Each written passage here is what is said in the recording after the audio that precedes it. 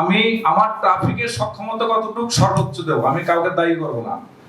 যখন মার্কেটে কোনো পার্কিং নাই, গাড়িটা রাস্তায় রাখে, পপুলারি বলেন আর সময় মার্কেট হোক, টপ 10 হোক, আমি যখন যাচ্ছি গাড়িটাকে মামলা করতে, রেকার করতে, ব্যবসায় বলতেছে আপনারা আমাদের ব্যবসা করতে দেবেন না, আর সে বলতেছে তাহলে আমার গাড়িটা কোথায় রাখো দেখাই দেন, আমি তো মার্কেট আছে আমার দেখাই দেন জায়গাটা।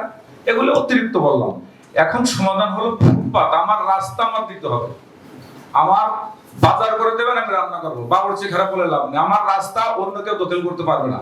শুধু আমি সময় মতো, যাত্রী যেমন বলতেছে আমার সময় মতো স্কুলে যাবো, অফিসে যাবো, কি কারণে যাবো আমার জানার দরকার নাই। যখন সে যেতে পারে না তখন সে ট্রাফিককে দায়ী করতেছে।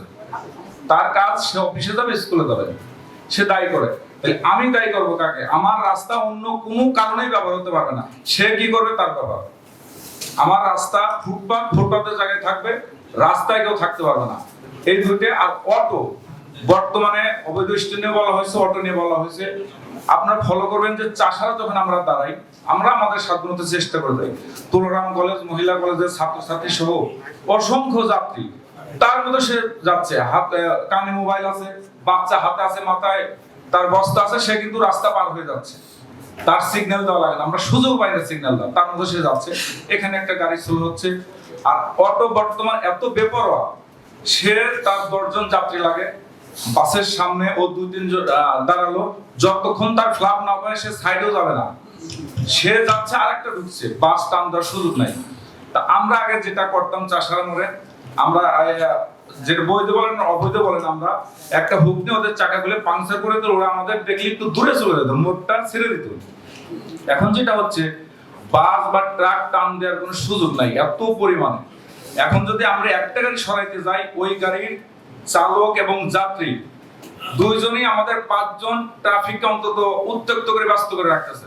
ওটা সরান, ওটা কেন সরান, আমি কেন যাব, কি করবেন? তো এই অটো নিয়ন্ত্রণ যদি করতে পারি, ফুটপাত অপারেশন করতে পারলে নারায়ণগঞ্জের জ্যাম আমি কনফার্ম 50% কমে যাবে। এইটা যদি কমে যায় তাহলে আমাদের আশা করি আমাদের সবকিছু, এই যে এত আলোচনা, এত গুরুত্বপূর্ণ ব্যক্তি এখানে আমরা বসেছি, সবগুলি সফল হবে। আমরা যতটুকু বাস্তবায়ন করা সম্ভব ততটুকু করব। এই অটো যে আমাদের কথা শুনছে না, মোড় থেকে রিমুভ করতে পারছি না, তারা চলুক, তারা চলার অধিকার আছে, বাঁচুক।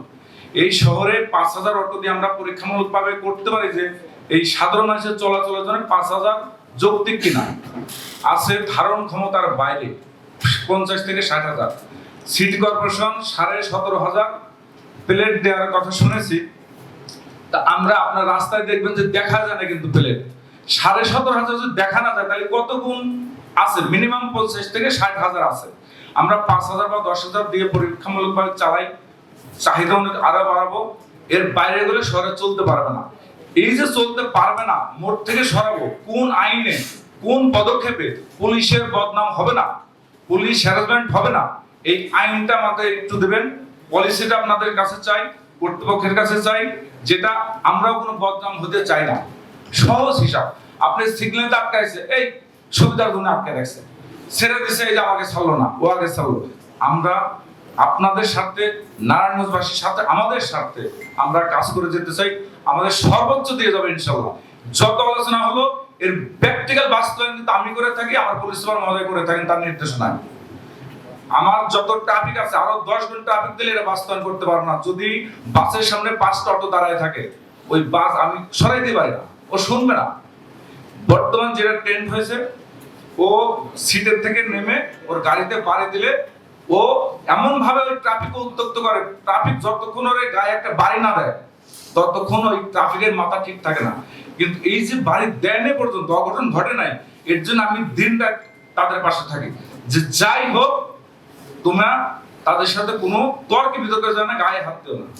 কিন্তু আমরা তো মানুষ, সে নেগেটিভ মন্তব্য করবেই। সর্বশেষ কথা, এই ফুটপাত থাকবে না, রাস্তা রাস্তা মানে পথচারীর জন্য। আমার জায়গা, আমার চেয়ার আপনি বসে বলবেন যে আমার আরেকটা চেয়ার দেন, তাহলে আমার এই চেয়ার ধরবে না, উঠবে না, এটা আমি হতে পারবে না। আমার রাস্তা আমার দিতে হবে, পথচারী রাস্তা পথে দিতে হবে। এই হলো দুটি প্রশ্ন। আর অটো নিয়ন্ত্রণের ক্ষেত্রে আইনগতভাবে সুশৃঙ্খলভাবে কি পদক্ষেপ আছে, এটা আমাকে নির্দেশনা দেবেন। আমি মাঠে 100% নাম, আমি যদি 50% বাস্তবায়ন করি তাহলে নারায়ণগঞ্জ ইনশাআল্লাহ ভালো থাকবে। ধন্যবাদ সবাইকে।